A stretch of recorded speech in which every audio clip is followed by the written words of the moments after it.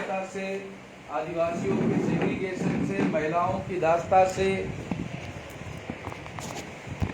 और पिछड़े वर्ग के लोगों पर, ओबीसी पर जो क्षुद्रत्व थोपा गया है, इससे कोई राहत मिलती नहीं, इसमें कोई परिवर्तन होता नहीं।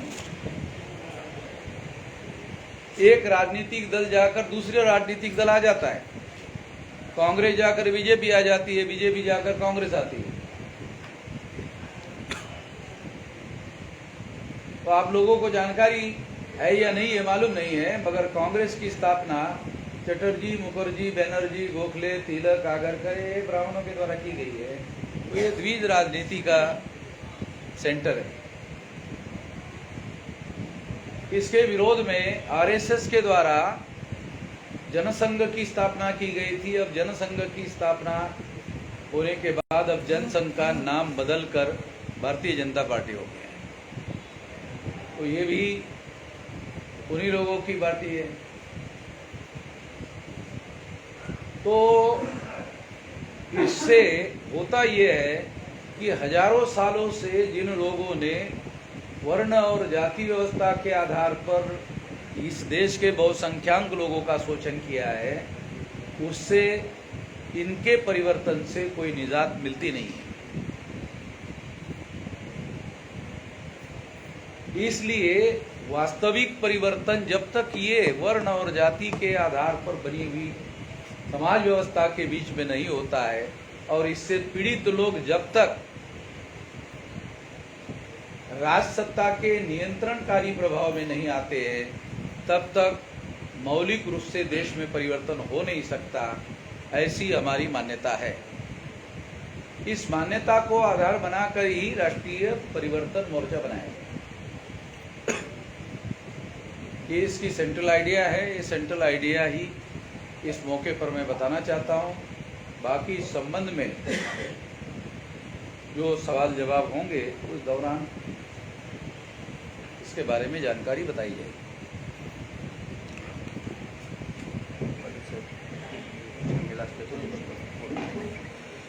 मैं एडवोकेट होनाराव पाटिल साहब, संस्थापक अध्यक्ष महाराष्ट्र विकास आघाड़ी तथा संयोजक, उनको अनुरोध करता हूं कि वो राष्ट्रीय गठबंधन में शामिल होने का यहाँ पर बात रखेंगे। होनाराव पाटिल साहब। सभी पत्रकार बंधु और भगिनियों का, बहनों का मैं तहे दिल से आपका सभी का स्वागत करता हूँ।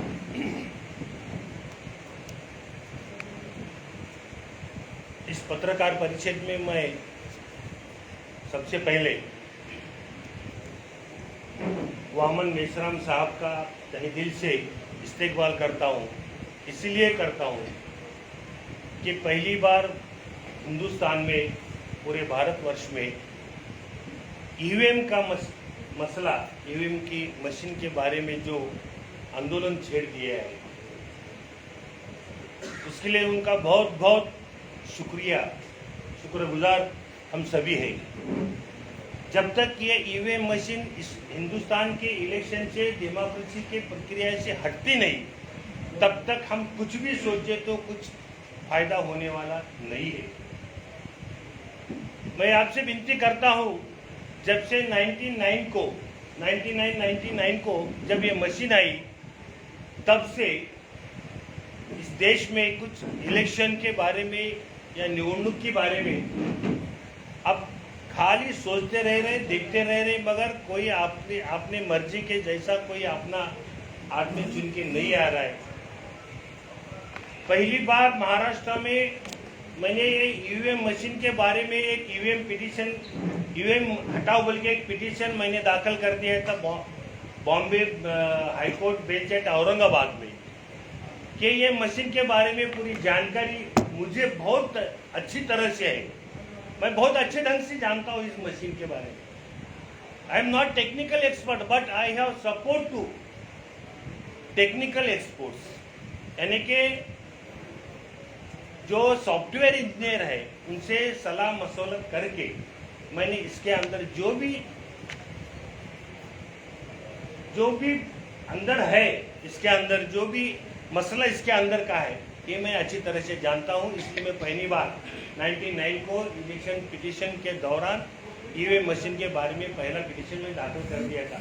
इसके बारे में पूरी जानकारी मुझे है और मैं ही जानता हूँ इसके बारे में वामन मेश्राम साहब ने क्या कदम उठाया है इस देश में लोकशाही के अंतर्गत। जब तक ये मशीन नहीं हटती तब तक अपन जो सोच रहे हैं वो कुछ भी नहीं होने वाला। इसीलिए पहले ये मशीन हटनी चाहिए, तब अपने मर्जी के जैसा गवर्नमेंट इस देश में बनेगा। हम मोदी गांधी के सोच में नहीं है। मोदी को हटाए गांधी को लाओ, गांधी को हटाए मोदी को लाओ, इसके बारे में हम बात नहीं करेंगे, क्योंकि हमारे मन में दोनों भी नहीं है। मगर हमारा जो तीसरा सोचने का, जो फुले शाहू अम्बेडकर के विचारों पर, बसवेश्वर के विचारों पर, छत्रपति शिवाजी महाराज के सोच पर जो देश चलता है, ये डेमोक्रेसी चलती है, इसके बारे में हम सोचेंगे। और हमें इतना पता चला है इसके बारे में, इसके सोच में, कि जब तक फुले शाहू अम्बेडकर, छत्रपति शिवाजी महाराज, महात्मा बसवेश्वर, इनके सोच से अगर देश नहीं चलता है तो इस देश का कभी भी भला नहीं होता, देश के अंदर के लोगों का भी भला नहीं हो सकता। इतना हमने तय कर दिया, हमने जान लिया, क्योंकि हम सोचते हैं इसके बारे में, और यही सोच में, यही विचारों में इस देश का कल्याण और इस देश का जनता का कल्याण इसी में छिपा है। ये हम अच्छी तरह से जानते हैं, ताकि इसमें कौन आप अपने में से कौन इतना अवेयरनेस है, I don't know what is your thinking, what is your about your सोच क्या है, हम नहीं जानते। फिर भी हम जानते हैं, हम सोचते हैं, हम खाली कानून से, प्रक्रिया से, डेमोक्रेसी से, बल्कि हम हमारे धर्मों को, सर्व मूल निवासियों को साथ में जो जाने वाले हैं, उन्हीं के साथ में हम जाने का मन बना लेते हैं। महाराष्ट्र में देखा जाए तो हम last time Vanchit Bahujan Samaj party के साथ में थे। महाराष्ट्र विकास आघाड़ी, MIM और भारी बहुजन महासंघ के तीनों का मिला के वंचित बहुजन आघाड़ी बनी। उसके मुखिया थे प्रकाश जी आम्बेडकर। मगर जितना हमने करे उतना हमको यश नहीं प्राप्त हुआ। इसका मतलब यह है कि यश प्राप्त करने के लिए मूल निवासियों का जो साथ, खाली दलित और OBC से लेके नहीं चलेगा, मूल निवासी भी साथ में होना चाहिए, ST के लोग भी साथ में होना चाहिए। ये हमने देख लिया है, ताकि लोकसभा में 48 उम्मीदवार दिए लास्ट टाइम 2019 में, एक भी चुन के नहीं आया, मगर वोट अच्छे लिए, 47 लाख वोट लिए। इसका फायदा कुछ नहीं है। हमको ऐसा लगा विधानसभा में हमको यश प्राप्त हो जाएगा, मगर उसमें भी नहीं हुआ। इसका मतलब यह है कि हम जो कर रहे हैं उसको पूरे ताकत के साथ, पूरे दिमाग के साथ हम नहीं कर रहे। इसका नतीजा ये निकला। हम अभी ये सोच रहे हैं, हम महाराष्ट्र में हम काम करते हैं, मेश्राम साहब जी, हमको बहुत अच्छा लगा। आप ये जो तीसरा मोर्चा, राष्ट्रीय परिवर्तन मोर्चा जो निकाले, हम इसके बारे में आपका बहुत बहुत धन्यवाद हम करते। इसलिए धन्यवाद करते, कोई तो तीसरा दल इस देश में, कोई तो मोर्चा इस देश में बनना चाहिए। हम मोदी के और गांधी के विचारों में चलने वाले नहीं है। कांग्रेस का विचार बोला तो गांधी का, जो कांग्रेस वाले जो भी सोचते हैं और उनके साथ जाने वाले जो भी सोचते हैं, तो वो गांधी को प्रधानमंत्री बनाने के बारे में सोचते हैं। हम वो नहीं सोचते, हम गांधी को भी नहीं सोचते, हम प्रधानमंत्री मोदी को भी नहीं चाहते और गांधी को भी नहीं चाहते। इनको दोनों को हटा के अगर कोई मेश्राम जैसा साहब अगर कोई प्रधानमंत्री के काबिलियत में अगर उतर जाए तो हम उसके साथ में रहेंगे। यह हमारे मन की बात हम आपके सामने रख रहे हैं। इसके लिए हम ये सोच रहे हैं कि कोई तीसरा दल हिंदुस्तान में बनता है क्या। अभी इलेक्शन तो बहुत नजदीक आए लोकसभा के, इसके बारे में स्पीड तो बहुत जल्दी करना चाहिए। स्पीड तो बहुत होनी चाहिए, जल्दी से जल्दी अब तो मोर्चा बनाना चाहिए कि इतना आसान काम नहीं इलेक्शन। लास्ट टाइम हमने देखा 6,500 विधानसभा के इलेक्शन में 6,500 हम कैंडिडेट की इंटरव्यू लिए, मैंने खुद लिया। 100 कैंडिडेट का लोकसभा में इंटरव्यू लिया, उसमें से अच्छे लोग थे मगर उनको यश प्राप्त नहीं हुआ। इसकी वजह हमने देख लिया क्या, what is the reason behind the unsuccessful the candidate. इसके सब बारे में सोचा और इसके बारे में सोच के अभी हमको पता चला है और हम बहुत दिनों से इनके साथ में जाने का हम सोच रहे हैं। जब से पहली सी मीटिंग थी सितंबर के मीटिंग से हम उनके साथ जुड़े हैं। हमारे प्रतिनिधि नंदेश जी आंबेडकर है, ये राष्ट्रीय उपाध्यक्ष है, सब महासचिव हमारे साथ में, उन्होंने जाके दिल्ली में उन मेश्राम साहब से बात करके ये पूरा तय कर दिया कि अब हमारा मन बन गया है कि महाराष्ट्र में जो भी हमारे साथ 9 दल साथ में है, हम लगभग 9 दलों की पार्टी का एक गठबंधन महाराष्ट्र विकास समिति नाम देके उसको औरंगाबाद में एक महामोर्चा आने ने महामेड़ावा लिए थे। उस समय भी हमने यही बात कही थी कि हम मोदी और गांधी के बारे में नहीं सोचेंगे, हम तीसरा क्या होता है क्या इसके बारे में हम सोचेंगे। और हम ये चाहते हैं कि इस देश में ये दोनों दलों से, कांग्रेस हो या एनडीए हो या इंडिया हो, इससे हमारा भला होने वाला नहीं है। ये खाली खुद के मतलब के सेल्फिश लोग हैं जिसमें ये दलों में बंटवारा करके काम अपना करा रहे हैं। मगर हम इन दोनों दलों के साथ जाने की हमारी मानसिकता नहीं है, हमारा मन नहीं कर रहा है। इसलिए हम तीसरी जो परिवर्तन मोर्चा है इसके अंदर जाके हम देश में और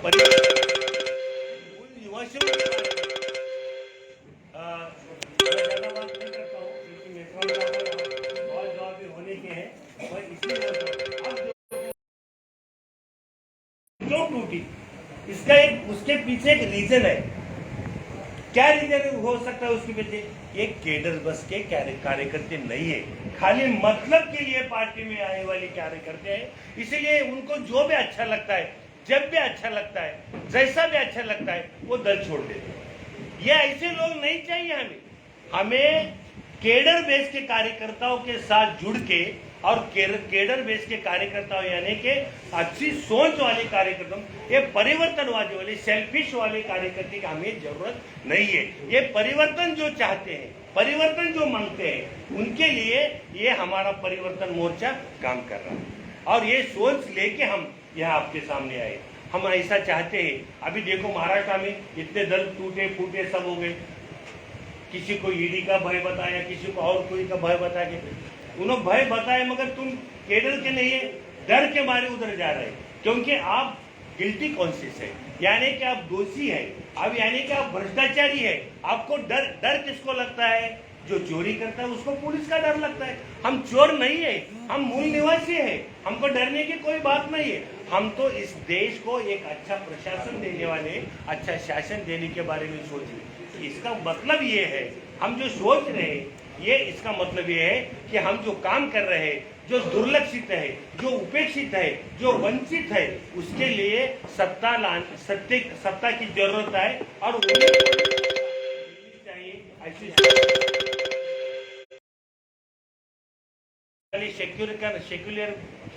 सेक्युलर का नाम लेके काम करते हैं मगर वो सेक्युलर नहीं है। अभी जो मेश्राम साहब ने बोले ये कांग्रेस की निर्मित के कौन कौन है, सब गोखले, अगरकर, तिलक, ये सब जो लोग हैं ना, ये सभी लोग कांग्रेस के हैं, यानी कि उनका और हमारा कोई रिश्ता नहीं है। जब से कांग्रेस निर्माण हुई, जब से कांग्रेस का निर्माण हुआ, तब से हमारा कोई लेना देना नहीं है उनसे। फिर भी हम कोई सेक्युलर का नाम आ रहा है लेके बोल के हम कई दिनों तक उनके साथ में जाके देखे तो उनका एक ही है। मैं एक बात बोलता हूँ, कल जो अब बिहार में हुआ वो नहीं होता था अगर कांग्रेस ने, अगर इंडिया ने अगर नीतीश कुमार का पीएम का नाम लेके अगर खड़ा कर देता, सामने करता था, तो किसी हालत में नीतीश कुमार उधर नहीं जाता था। मगर इनको गांधी को छोड़ना नहीं, ऐसे नीतीश कुमार हो या और कोई ममता हो या और कोई मायावती हो या अखिलेश हो, गए तो परवाह नहीं, मगर उनका गांधी घराना चलना चाहिए इसके बारे में। और उसके एकदम विरुद्ध में मोदी का है, कोई कुछ आए या ना आए उसको कोई लेना देना नहीं, सिर्फ हम कुर्सी में बैठ के रहना चाहिए, बस इतना ही हमारा काम है। ऐसा ही चल रहा है। तो इसीलिए जो मेश्राम साहब ने जो कदम उठाया है ये बहुत इंपॉर्टेंट है और now need of the nation this such type of thoughts. इस देश के लिए जरूरत क्या है? ये देश जाति धर्म पर नहीं चलता, ये देश सोच पर चलता है। किसके सोच पर चलता है? ये फुले शाहू अम्बेडकर, बसवेश्वर के शिवाजी छत्रपति शिवाजी महाराज की सोच पर चलता है। आज जो शिवाजी महाराज का नाम लेके मराठा समाज जो मनमानी कर रहा है, ताकि वो छत्रपति शिवाजी महाराज को जब हिंदवी साम्राज्य स्थापन किया था उस समय ये समाज उनके साथ में नहीं था, ताकि मूल समाज, मूल निवासी समाज छत्रपति शिवाजी महाराज के साथ में थे, तो उन्होंने हिंदू ये सब कर दिए। तो अभी मगर जो फायदे के लिए किसका नाम लेना, किसका लीडरशिप एक्सेप्ट करना, ये बारे में आज सोच के काम कर रहे हैं। ये बहुत ही गलत है। इस देश में विचारों के बारे में कोई सोचता ही नहीं। और अब मैं तो बोलता हूँ जो अच्छी सोच रखने वाले लोग हैं इस देश में, ये 85% है। अभी मेश्राम साहब ने बोले जो मूल निवासी है वो 85% है। और वो 85% वाले लोग क्या सोचते हैं कि कोई अच्छी सरकार आए, कोई हमारे बारे में सोचने वाला प्रधानमंत्री आए, कोई हमारे बारे में, हमारे हित के बारे में जो कारोबार करने वाला कोई इस देश का कारोबार कर सकता है, ऐसे बारे में सोचने वाले हैं। तो इसके बारे में हम सोच के ये पार्टी का ये राष्ट्रीय परिवर्तन मोर्चा का गठबंधन हुआ है, अभी होने का नहीं है। इसमें सब सोच समझ के अभी कैसा है, मेश्राम साहब का अनुभव तो बहुत बड़ा अनुभव है। उन्होंने ऐसा ऊपर काम नहीं करते, वो मूल के जो जड़ के पास जाके, जड़ क्या है इस देश की, इस देश के विकास की जड़ क्या है, लोगों के विकास की जड़ कौन सी है, वो पकड़ के और इन लोगों का विकास होना चाहिए। अभी तक 75 साल हो गए देश को आज़ादी मिलके, अभी भी 2 करोड़ लोग हैं जो इस देश में जो रात का खाना नहीं मिलता बल्कि 2 गिलास पानी पी के चद्दर ओढ़ के सो जाते हैं। ये हालत क्यों बनी? देश में अनाज कमी नहीं, देश में पैसे की भी कमी नहीं, खनिज की कमी नहीं, सब कुछ है, फिर भी ये लोग क्यों भूखे सोते हैं, इसके बारे में सोचना चाहिए। और हम जो है मेश्राम साहब और हम वही सोच लेके अब आपके सामने हम आए। अभी मैं मेश्राम साहब को दरख्वास्त करूंगा कि जो आपके जो सवाल है, बोलने के लिए बहुत कुछ बात बाकी है, हम बहुत कुछ बात कर सकते हैं, मगर ये समय बात करने का नहीं है। हम जब मैदान में जाएंगे, अभी सही देखा तो मूल निवासी जब मैदान में उतरेंगे तब लोगों को पता चलेगा कि मैं जब वंचित में था एक बात पे बहुत गौर करता था, इस देश को 200 लाख से 1000 करोड़ का कर्जा है, कोई वापसी का कोई नाम नहीं करता, नाम नहीं लेता, कोई इकोनॉमिस्ट नहीं बोलता कि वापस करना चाहिए। ये कर्जा लिए वाला कभी शुरुआत तो करनी चाहिए, मगर वंचित आघाड़ी में मैं एक भाषण में बोला था, हमने शुरुआत करने का सोचा है। हमारे मैनिफेस्टो में जब तक इस देश का कर्जा वापस नहीं होता तब तक इस देश महासत्ता बन ही नहीं सकता। घर पर अगर कर्जा है तो घर वो विकसित बन नहीं सकता, ये हमारी सोच है। यानी कि मूल निवासियों को साथ में लेके इस देश के मूल प्रश्न क्या है, सवाल क्या है, उसके बारे में हम सोचने का तय करके काम को लगने वाले हैं। अभी हम काम इलेक्शन नजदीक आ रहे हैं, इनको पूरा हिंदुस्तान में घूमने का, पूरे भारत में घूमने का है। हम एक राज्य के बारे में, हम महाराष्ट्र विकास आघाड़ी के साथ में मानी साहब जो बैठे हैं उनको साथ में लेके हम महाराष्ट्र में जो भी करने की जरूरत है महाराष्ट्र में, यानी कि हम पूरी तरह से जानते हैं। हम ईवीएम मशीन के बारे में बहुत अच्छी तरह से वाकिफ है, मैंने आंखों से देखने वाला है। हमारे पास भी हैकर्स थे मगर हमारे पास पैसे नहीं थे हैकर्स को मैनेज करने के लिए। जिसके पास पैसा है ये हैक कैसा कर सकता है, हैकर से। अभी एक बात बोलता हूँ तुम्हारे को, ये मशीन लाया, इतना बात करी मैं मेरा खत्म करता हूँ। ये मशीन क्यों लाया गया? ये नरसिंह राव के जमाने में 1990 में मशीन लाया, ना कहीं पार्लियामेंट में ठहराव हुआ मशीन लाओ बोल के, ना ये इलेक्शन के बारे में कुछ चेंजेस लाने के बारे में अभी तक कोई ठहराव नहीं हुआ। ये मशीन क्यों लाई गई? खाली इतना ही एक ठहराव हो गया पार्लियामेंट में, क्या हो गया कि जो भी चेंजेस लाने का है वो इलेक्शन कमिश्नर को पावर्स डेलीगेट कर दो, और ये पार्लियामेंट ने पूरे पार्लियामेंट में तय कर दिया कि ये इलेक्शन कमीशन जो करेगा तो वो उनके उसको हम टोकेंगे नहीं, रोकेंगे नहीं, उसके लिए कोई रेजुलेशन पास करने की जरूरत नहीं। तब ये इलेक्शन कमिश्नर ने ये मशीन लाया, तब इसमें कांग्रेस जिम्मेदार है, खाली बीजेपी जिम्मेदार नहीं है। 99 में कांग्रेस थी जब ये मशीन आई, तब कांग्रेस में मैं नाम नहीं लेना चाहता था मगर आज तुम्हारे सामने नाम लेता हूँ। इसमें पहले से कौन ये मशीन कौन, मैं जब विलास राव के बच्चे के खिलाफ में खड़ा रहा उस टाइम मैंने ये मशीन के बारे में पूरे 99 को तब मैं देखा, एक सॉफ्टवेयर इंजीनियर ने बात कर दिया है, एक हैकर्स ने, कि तुम ये जीत नहीं सकती, इतना अच्छा माहौल रहते हुए। मैं बोला क्यों नहीं जीत सकती? तो ये मशीन हैक हो गया है, हम पूरा है, अगर कुछ कर सके तो ये मशीन बंद कर दो, आप चुन के आएंगे, आपका अच्छा वातावरण है। मैं बोला अभी कैसा कर सकता हूँ, तो मैंने आह्वान कर दिया, इलेक्शन में रीट पिटिशन में गया, मगर इलेक्शन बोला procession has been start, we have no any power to stop the election, ऐसा बोल के छोटे इलेक्शन हो गए। इसमें एक सादी सी बात है, अभी हैकर्स है, सब है, यंत्रणा है, पैसे सब कुछ है, जब तक मशीन नहीं आती तब तक रिजल्ट कुछ अपने फेवर में आने वाला नहीं है, इसके बारे में फिर भी हम इसको छोड़ने वाले नहीं है। मेश्राम साहब ने जो भी अभी कदम उठाया है, पहले मशीन बंद करो, इसके बारे में मोर्चा होगा दिल्ली में, ये सब हो गया, मगर इसका अभी देखो तो इलेक्शन का मशीन लाने का 3 ही मकसद है, fast, fair and without fear election करो। तो इसमें तीनों में भी पहले प्राधान्य से करना चाहिए। क्यों करना चाहिए? फास्ट तो इलेक्शन होते क्या, 8 महीने का 2 महीने का प्रोग्राम लास्ट टाइम के लोकसभा इलेक्शन में दिया। कौन दिया प्रोग्राम? प्राइम मिनिस्टर दिया, इलेक्शन कमीशन नहीं, हैकर्स ने बताया। हम उतने एट ए टाइम एम्प्लॉयड कर नहीं सकते, हमारे पास उतने एम्प्लॉयड नहीं है, तो ये मशीन अगर हैक करने का है तो उसको पार्ट करो, यानी कि इलेक्शन पार्ट करो, यानी कि 8 इसमें इलेक्शन फेज में हो गया, 1.25 महीने इलेक्शन चले, फिर ये फास्ट हो गया क्या इलेक्शन? नहीं हो, फेयर हो गया क्या? बहुत सारी बातें आ गई, इसकी मशीन इसने लिखे गया, ये मशीन हैक हो गई, बंद पड़ गई, ये भी नहीं हो गया। और विदाउट फेयर हो गया क्या? नहीं हो गया, क्योंकि ये इलेक्शन फास्ट, फेयर और विदाउट फेयर नहीं होते, फिर ये मशीन की क्या जरूरत है, ये समझ के मैं बोल रहा हूँ। ये प्रोग्राम हैकर्स देते हैं और हैकर्स के जरिए पीएम से जरिए वो इलेक्शन कमिश्नर ये प्रोग्राम देता है, इसीलिए ये मशीन पहले, इसको मशीन को पहले हटाना चाहिए, उसके बाद ही भारत की लोकशाही के बारे में अपन सोचेंगे। धन्यवाद। धन्यवाद पाटिल साहब।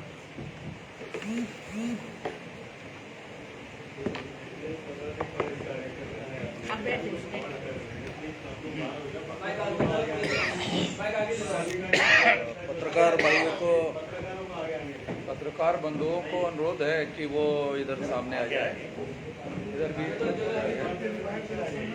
आप इधर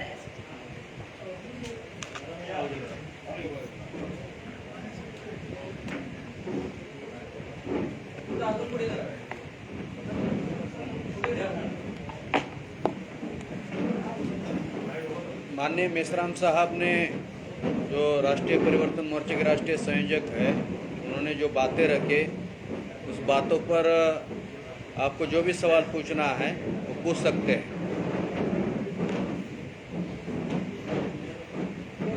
आपको जिस किसी को भी कोई सवाल पूछना है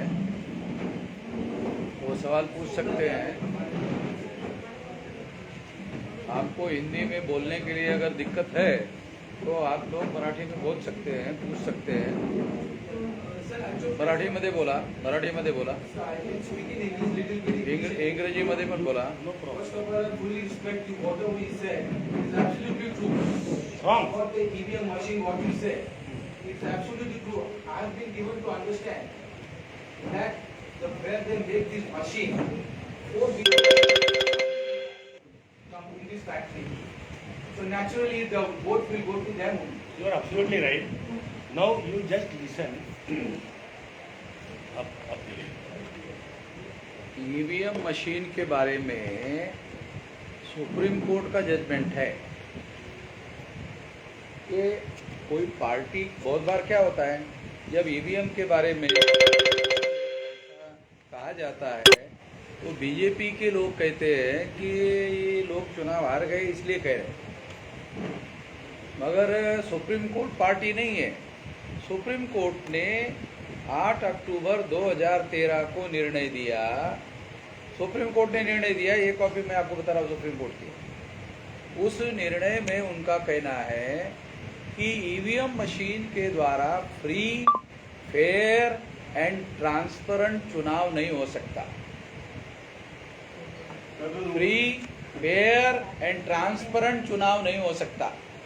ये सुप्रीम कोर्ट का जजमेंट है 8 अक्टूबर 2013 का।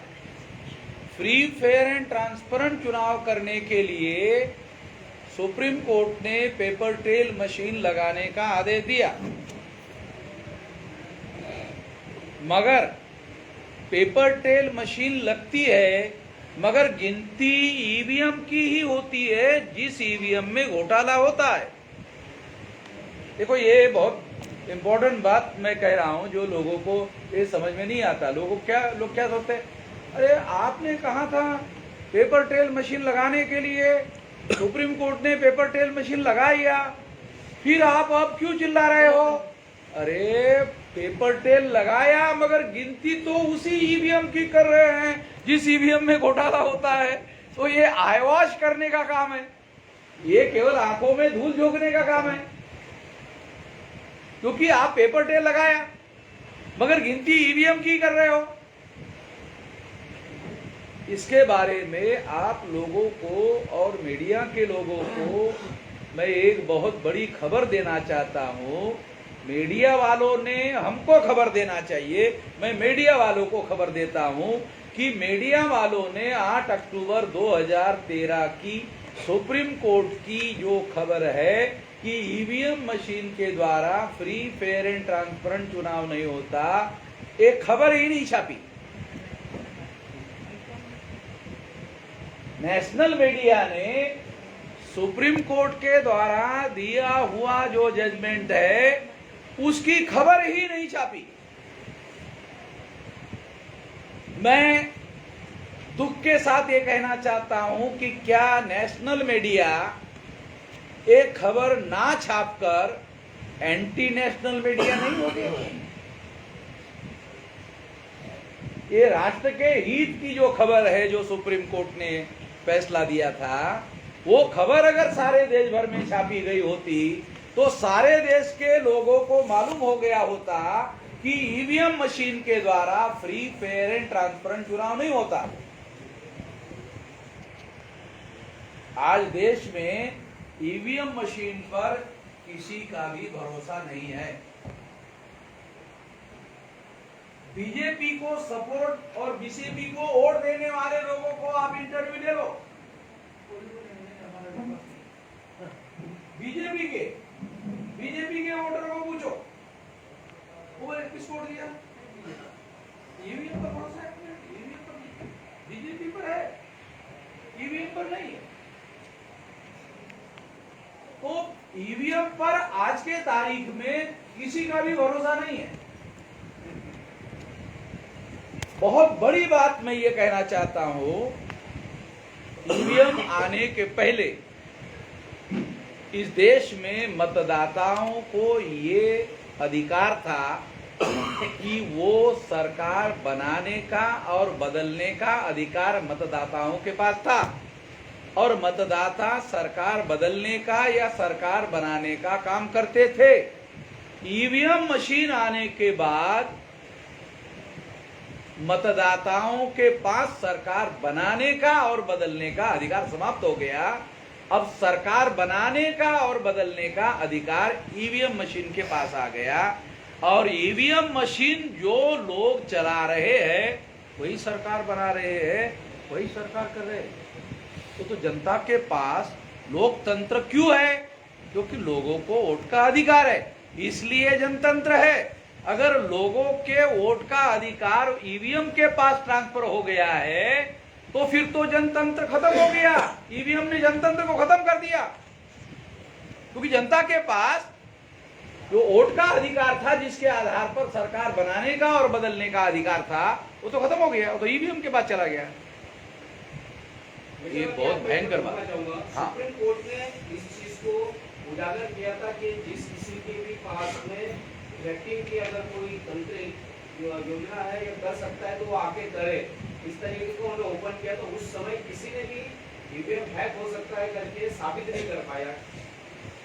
आपके पास झूठी खबर आई है, हमारे पास वीडियो रिकॉर्ड है सारे के सारे। हैदराबाद का क्या नाम उसका?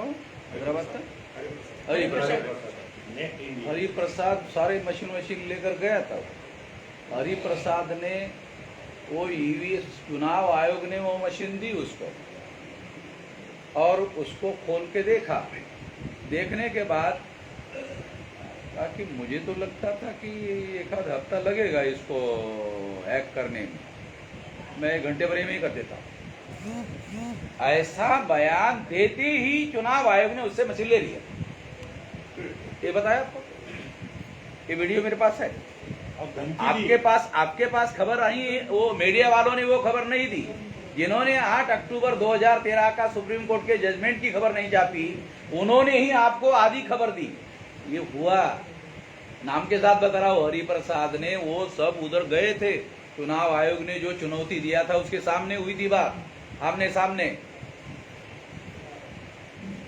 ये सब हुआ, जो आप कह रहे हैं वो गलत बात है। सरकार ईवीएम हटाना नहीं चाहती, चुनाव आयोग हटाना नहीं चाहता, कोर्ट इस संदर्भ में फेवरेबल नहीं, तो आगे क्या करें? देखो, इसके विरोध में मेरा ये कहना है कि अगर सरकार के पास है नहीं ये अधिकार, ये अधिकार चुनाव आयोग के पास है। लोकसभा में बिल लाके कर सकते हैं। हाँ, सरकार कर सकती है, चुनाव आयोग खुद कर सकता है। चुनाव आयोग आज के तारीख में भी कई जगह बैलेट पेपर पर चुनाव करवा रहा है। चुनाव आयोग पर यह बंधन नहीं है कि आप बैलेट पेपर पर क्यों करवा रहे हो। अगर चुनाव आयोग फैसला करे, जैसे इन्होंने अभी कहा कि चुनाव आयोग को अधिकार देते हैं, रेजोल्यूशन पास करके, कानून नहीं बनाए, चुनाव आयोग को अधिकार देते हैं, तो चुनाव आयोग के पास बैलेट पेपर पर भी करने का अधिकार है, ईवीएम पर भी करने का अधिकार है। चुनाव आयोग चाहे तो डिसाइड कर सकता है। हमने चुनाव आयोग के ऊपर मोर्चा लेकर गए, हमने चुनाव आयोग को 10 दिन का समय दिया, और 10 दिन का समय विचार करके आप इसके बारे में बोलो। भाई, आपको संविधान ने चुनाव आयोग को फ्री, फेयर एंड ट्रांसपेरेंट चुनाव संपन्न कराने के लिए अधिकार दिए। चुनाव आयोग को संविधान निर्माताओं ने यह अधिकार दिए, फ्री, फेयर एंड ट्रांसपेरेंट चुनाव करवाओ। ये बंधन है चुनाव आयोग के अधिकारियों के ऊपर। यदि वो ऐसा नहीं करते हैं तो लोगों को जैसे ही मौका मिलेगा चुनाव कमिश्नरों पर देशद्रोह का मुकदमा दायर हो सकता है। ये देशद्रोह है, ये सामान्य मामला नहीं है। 140 करोड़ जनसंख्या के लोकतंत्र के साथ में देशद्रोह का मामला है। उचित समय पर जिन कमिश्नरों को लोगों ने मांग करने के बावजूद भी उन्होंने इसको कॉग्निजेंस नहीं लिया और चेंज करने का काम नहीं किया, संविधान ने उनको अधिकार दिया हुआ है कि वो फ्री, फेयर एंड ट्रांसपेरेंट चुनाव करवाए। अगर उनको समझ में नहीं आ रहा था तो लोगों ने उनको जानकारी दी, लिखित मेमोरेंडम दिया। अब चुनाव आयोग ये कह भी नहीं सकता कि किसी ने कोई डिमांड ही नहीं किया। तो चुनाव आयोग का क्या इंटरेस्ट है, मेरा ये सवाल है। चुनाव आयोग को आपके द्वारा मेरा ये सवाल है, चुनाव आयोग का क्या इंटरेस्ट है। चुनाव आयोग को तो संविधान निर्माताओं ने जिम्मेदारी लगाई कि फ्री, फेयर एंड ट्रांसपेरेंट चुनाव करवाए। लोग कह रहे हैं ईवीएम मशीन पर हमारा भरोसा नहीं है। चुनाव आयोग को कॉग्निजेंस लेना चाहिए। और बैलेट पेपर पर मेरे पास कांग्रेस के द्वारा बैलेट पेपर का रेजोल्यूशन पास किया है, वो भी मेरे पास रेजोल्यूशन की कॉपी है। मैंने कांग्रेस के लोगों को क्रिटिसाइज किया, कांग्रेस के दिग्विजय सिंह चीफ मिनिस्टर थे ना, उनके सामने कहा कि नहीं हमने तो रेजोल्यूशन पास किया, बैलेट पेपर पर लाओ। मैंने कहा अखबार में तो आपकी खबर नहीं आई। बोले अखबार वालों ने छापा ही नहीं, हमने रेजोल्यूशन पास किया है। मैंने कहा कहाँ है, मुझे दो रेजोल्यूशन। तो उन्होंने मेरे पास कल रेजोल्यूशन भेजा कि ये फला तारीख को हमने रेजोल्यूशन पास किया कि बैलेट पेपर पर चुनाव करवाया। तो ये अभी आप लोगों ने खबर सुनी होगी कि इंडिया गठबंधन के लोगों ने चुनाव आयोग को समय मांगा, समय भी नहीं दिया। अरे चुनाव आयोग इस देश में आपको बातचीत करने के लिए इंडिया गठबंधन के लोगों ने समय मांगा, आप समय दे नहीं रहे हो। मैं आपको एक बहुत खास बात बताना चाहता हूं, वो बहुत फंडामेंटल बात है। वो क्या है, क्या आपको पता है कि पिछले लोकसभा के चुनाव में, 19 के लोकसभा के चुनाव में बीजेपी को केवल 37.5% वोट पड़े, 37.7% वोट पड़े। बीजेपी के वोट जो है 37.7% है। इसका दूसरा मतलब है कि फिर 62.3% वोट वाले चुनाव क्यों हार गए, मैंने पूछा। तो उन्होंने कहा कि हम लोग यूनाइटेड नहीं थे, इसलिए हम लोग चुनाव हार गए। 62.3% लोगों ने मुझे कहा कि हम लोग यूनाइटेड नहीं थे, इसलिए चुनाव हार गए। अब 62.3% लोग सारे इंडिया गठबंधन के नाम पर इकट्ठा हो गए। आप लोगों ने, पत्रकार लोगों ने इस बात की तरफ ध्यान नहीं दिया। 63% जिनके पास वोट है वो सारे इकट्ठा हो गए। अब चुनाव कैसे हो रहा है? 37.7% वर्सेस 62.3% के बीच में लड़ाई है। और मोदी ने चुनाव के पहले ही स्वीकार कर लिया कि वो चुनाव हार गए। अब बोलेंगे किस आधार पर ऐसा मोदी ने स्वीकार कर लिया? मोदी की बहुत सारी गतिविधियां जो चल रही है आजकल, बिहार में नीतीश कुमार को लाने की, अभी झारखंड की भी बात आपने देखी होगी, बंगाल की भी, जो तमाम पार्टियां जो है, तमाम पार्टियां उनको तोड़फोड़ करने का जो कार्यक्रम चल रहा है।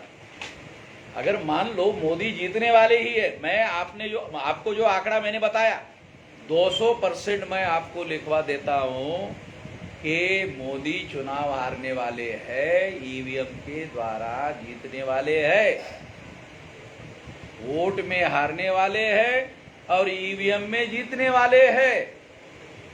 और जीतने के बाद देश में बहुत बड़ा दंगा फसाद और हिंसा होने वाली है। ये 3 बातें। चुनाव के बाद, चुनाव काय के लिए होता है दुनिया में जानते हो? शांतिपूर्ण परिवर्तन करने का अधिकार वोट के अधिकार में शामिल है। जिसको ज्यादा वोट पड़े उसको सरकार बनाने का, सरकार चलाने का अधिकार है। शांतिपूर्ण हमारे देश में चुनाव होते रहे हैं, सरकार बदलती रही है, कांग्रेस की भी सरकार रही, बीजेपी की सरकार रही, तीसरे मोर्चे की सरकार रही और शांतिपूर्ण परिवर्तन होता रहा। वोट का अधिकार शांतिपूर्ण परिवर्तन करने का अधिकार है जनता के पास। अगर शांतिपूर्ण परिवर्तन करने का अधिकार ईवीएम के द्वारा रोका गया तो लोगों के पास हिंसा करने का विकल्प बचेगा। मैं तर्कसंगत बात बता रहा हूं आपको, हिंसा करने का विकल्प बचेगा। एक खतरा है देश के सामने। सर मेरा एक कहना है,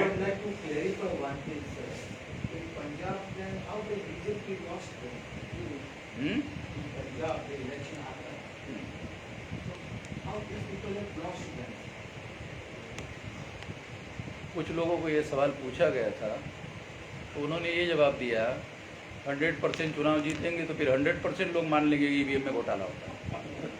तो ईवीएम की ईमानदारी शो करने के लिए कुछ जगह हारना भी पड़ता है। 5 में से 3 जगह बीजेपी जीती, नॉर्थ इंडिया में, छत्तीसगढ़ में, मध्य प्रदेश में और राजस्थान में। तेलंगाना में कि ये तुम 2-4-5 सीटें वाला छोटा वाला स्टेट ले लो और नॉर्थ ईस्ट रीजन का एक छोटा स्टेट जो नॉर्थ ईस्ट वालों को दे दो, ठीक है। तो लोगों को लगेंगे ईवीएम में ये लोग बामन मिश्रम बोल रहे गड़बड़ी वगैरह, फिर कैसे होता है? देखो मैं आपको खास बात बताना चाहता हूँ, लॉजिक कैसे फाल्स यूज किया जाता है। अरे अगर ईवीएम में ऐसा होता तो फिर वो कैसे जीते? ये सुप्रीम कोर्ट को समझ में नहीं आता। गधे लोग हैं सुप्रीम कोर्ट की जस्टिस, चीफ जस्टिस। ये लॉजिक उधर दे दो तो सुप्रीम कोर्ट में, जो आप कह रहे हो, ये लॉजिक अगर सुप्रीम कोर्ट को दोगे तो वो बोलेंगे ये इधर ये बकवास मत करो, इधर ये लीगल पॉइंट बताओ। वो बोलेंगे लीगल पॉइंट बताओ। मैं आपको लीगल पॉइंट बता रहा हूँ कि सुप्रीम कोर्ट के सामने कोई बात वो बता नहीं पाए इसके समर्थन में, स्टैंडिंग में। ईवीएम का समर्थन करने का कोई खास मजबूत आधार नहीं है। महाराष्ट्र सरकार ने भी मुख्यमंत्री एकनाथ शिंदे ने 1 नेशन 1 इलेक्शन को सपोर्ट किया है, फिर वापस ईवीएम मशीन का प्रस्ताव। शिंदे के बारे में बोलने के लिए खामखा मेरा मुंह खराब कर रहा है। बिनबुडाचा माणसाला त्याच्यावर तुम्ही मला प्रश्न विचारायला सांगता, त्याचं काय बूड आहे का ते? जितक्या लोकांनी शिवसेनेच्या विरोधामध्ये बंडखोरी केली महाराष्ट्रात, ते कुठं आहेत? शिंदेच्या पूर्वी बंडखोरी झालेली का शिवसेनेमध्ये? त्याचे नाव कुठे आहेत? शिल्लक आहेत की ते जगात आहेत का अस्तित्वात? निवडणूक झाल्यावर बघावर शिंदे कुठं राहते? मला मी भेटू पुन्हा तुम्हाला. शिंदे निवडणुकीच्या नंतर शिल्लक राहते का? भेटू. शिंदेच्या सांगण्यावरून मराठा लोक बीजेपीला मतदान देणार आहे? जरा सांगा काय म्हणजे शिंदेच्या सांगण्यावरून शिंदे मराठा, मग शिंदे सांगेल मराठ्यांना बीजेपीला मतदान द्या, कधी आहेत ते मराठा शिंदेच्या सांगण्यावरून बीजेपीला मतदान द्यायला? आणि मग जर शिंदेच्या सांगण्यावरून मराठी मतदान बीजेपीला देणार नाहीत, बीजेपी वाले शिंदेला मतदान करायला सांगतील आपल्या लोकांना, पेपरात सांगतील.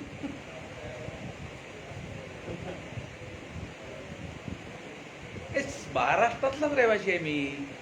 महाराष्ट्रात सामाजिक, जातीय, राजकीय मला फार बारीक माहिती आहे, फार बारीक माहिती आहे माझ्याकडं. वोट पॅटर्न कसं काय मतदान करतात, काय करतात ते.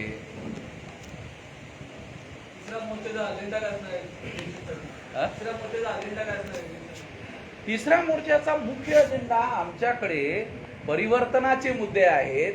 पहिला मुद्दा. दुसरा मुद्दा, हे बघा, कार्यकारी सत्तेमध्ये काही बदल झाला का भारताच्या स्वातंत्र्यामध्ये? कार्यकारी सत्ता, आता तुम्हाला एक माझं हे स्टेटमेंट किती कळते हा एक प्रश्न आहे. कार्यकारी सत्ता या देशामध्ये हजारो वर्षापासून ज्या उच्चवर्णीय ब्राह्मणांकडे होती ती अजूनही त्यांच्याकडेच आहे. स्वातंत्र्य मिळून सुद्धा तुम्हाला 79.2% प्रशासनामध्ये ब्राह्मण आणि तत्सम उच्च जातीच्या लोकांचं IAS आणि IPS आणि IRS अधिकाऱ्यांवर कब्जा आहे. हे आकडे भारत सरकारचे 89.2%. आणि मंत्री 5 वर्षात येतात आणि जातात. कमीत कमी एक IAS अधिकारी 30-35 वर्ष राहतो. 30-35 वर्ष. हे मंत्री येतात 5 वर्षासाठी, चाललं तर सरकार 5 वर्ष, नाही तर वर्ष, 1.5 वर्ष, 2 वर्षामध्येच. तेव्हा कार्यकारी सत्ता ही त्यांच्याजवळच आहे.